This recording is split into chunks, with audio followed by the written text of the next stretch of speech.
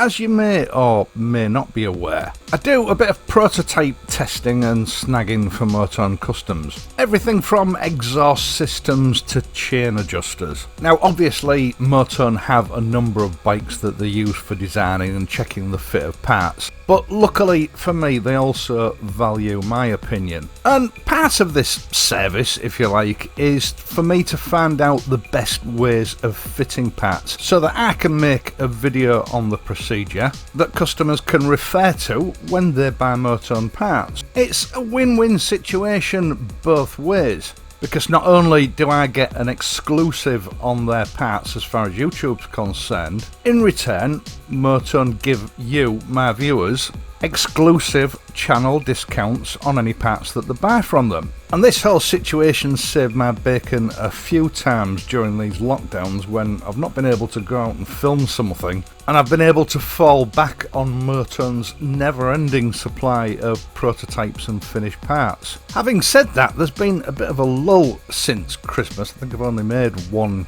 MOTONE Customs video. But that all changed last week when a huge box arrived full of up-and-coming MOTONE Customs products, or at least prototypes of those products, and I'm going to show you those over the next few weeks while we're still on lockdown.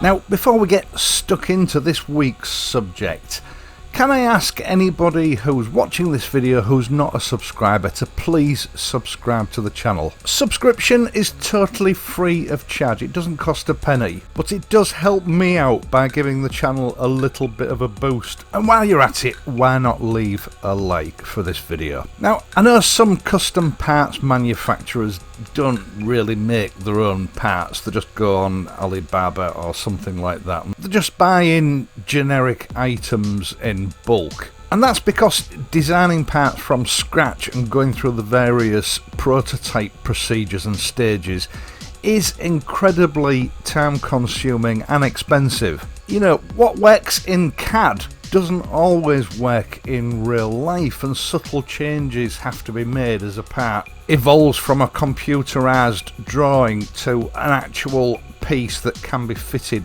to a bike by just about anyone. Now, it was my intention to show you two parts in this video, one of which is a brass fork cap, but I discovered there was a slight issue with the thread pitches, so we'll leave that one for another day. You know, this is what prototype testing is all about. Now, while I'm on the subject of brass caps, the brass Monza fuel caps, once again MOTONE have just got in a limited supply of the cap. Apparently they don't stay in stock very long, so if you're interested, fill your boots and don't forget to use the discount code that I'll give you at the end of this video. Right, so let's take a look at the new Ranger touring footrests from MOTONE Customs. These have actually taken a remarkably short time to develop, just over a year. They are cast from a high-grade stainless steel, and MOTONE created them due to a response to requests for a wider platform for long-distance touring.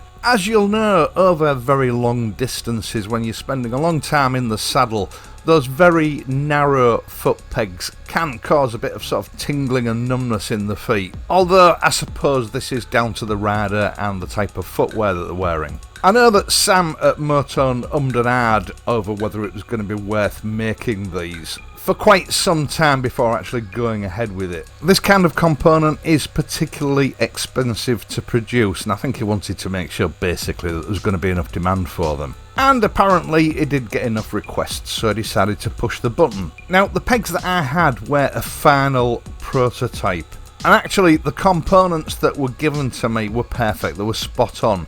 It's just that the final stage of powder coating had increased some of the tolerances, so I had to make some adjustments to get the pin to go through, etc., which obviously wouldn't be acceptable for a customer. And I think Sam decided that the way they're going to get around this is after powder coating, the parts are going to have to go back and be re-drilled to make sure that the tolerances are correct. Powder coating is a hand-applied process, and there's no way of making sure that the thickness is exactly the same on every item that it's applied to. And I know from previous experience with MOTONE Customs that black powder coating, which is very popular with customers, is an absolute nightmare when it comes to maintaining tolerances. And re-drilling after coating is really the only option, because Sam intends making some vapor blasted or bead blasted versions as well. I found to make everything work, I just had to get inventive with a small round file and some drill bits to sort of dress everything up ready for fitting. It's not really a major issue, but MOTONE Customs consider that's not acceptable for customers, which is quite right. But this is the big difference between sort of unique and original custom parts made by someone like MOTONE Customs and sort of generic products just bought in bulk from a generic supplier. Generic parts are usually copies of someone else's parts, and copying is easy. It doesn't really cost any money. All you need is a laser scanner and a CNC machine and you're ready to go. And just to give you a clue on what it costs to produce bespoke custom parts like these, just getting to this stage with design, development costs and then investment casting, these will have cost the price of an average family car before the first piece was cast. But what you end up with is a unique part that's difficult to copy and represents the very best quality money can buy. Now, MOTONE's design brief for these Ranger foot pegs is that they had to be extremely strong. Designed for comfort and strength over long distances for the intrepid, rugged motorcycle explorer. MOTONE have designed these to a sort of a off-road or adventure style pattern, with a toned down metal grip pattern that's designed to give a good sure-footed grip without damaging the soles of expensive boots. It has a sort of a semi-barreled shape to the top of it so that you can rock your foot backwards and forwards for application of your brake or to change gear, with large cutouts in order to reduce the weight. The extra surface area is designed to alleviate pressure on the sole of the foot by spreading the surface area of that pressure out.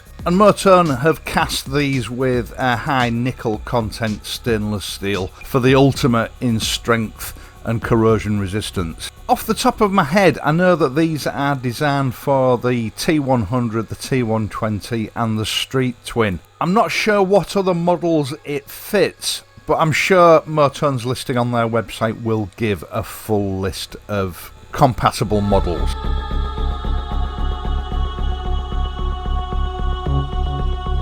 MOTONE have put a lot of thought and effort into the ergonomics of these footrests. They've set them at a rakish, sort of forward-leaning angle, which at first glance looks a little bit odd until you put your feet on them, at which point you realise that's exactly how they need to be.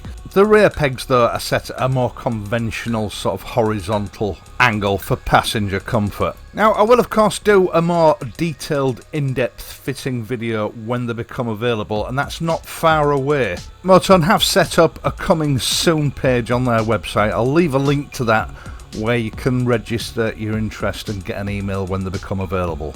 Now, these pegs are designed to accept the standard lean angle studs from the OEM footrests, but I believe MOTONE do intend including some titanium ones with the kit when you buy them. Although that's not set in stone at this present time, so it may be sensible just to check that with MOTONE before ordering them in the future. I will of course leave all relevant links to the MOTONE website in the video description down below, along with the channel exclusive 12% discount code. Just my way of saying thank you for watching my videos. Now, my apologies if I don't see myself during the course of this video, but I had the first stage of the Pfizer vaccine last night, which apparently is the worst of the two for side effects, and I am feeling a bit groggy today. Hopefully I'll be better by next week. So that's it for now. I will of course be back tomorrow morning with my vintage Saturday morning matinee, so until then, if you're riding, please ride carefully, and I'll see you soon.